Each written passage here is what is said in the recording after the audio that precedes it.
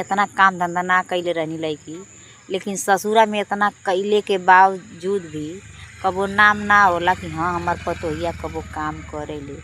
खाली बेटिन का बड़ाई होला कि हाँ हमार बिटिया रहतले तो हाई संभाल रहतले, हमार बिटिया रहतले तो इतना पैसा रहतला मोरे घर में।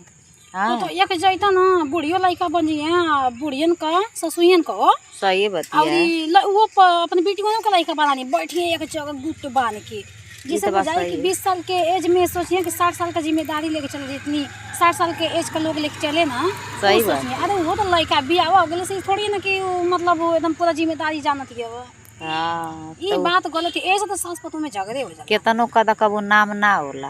अपन बेटी 12 बजे उठिए ना 10 बजे सूत के, तो कहीं मत बाबू नहीं उठे पढ़ाई लिखाई वाली कदे कि हाँ हमार लड़के तैयारी करत हियो। तो कदे का दिमागी बुद्धि बा लड़का नहीं बा काजल रे उथू करत बा, तैयारी करत बा, और सब तो एकदम नौकर बन के जाला, और सब नाम मैके में पढ़ले लिखले रहेला। अब शादी ब्याह करिए लोग ना तो पहले डिग्रिया देखिए लोग, हाँ कि कितना ले पढ़ले हैं आ कितना इनका मेरिट आयल बा, आ ले गईले के बाद वो सोचिए कि नौकर है एकदम ले गईले के बाद।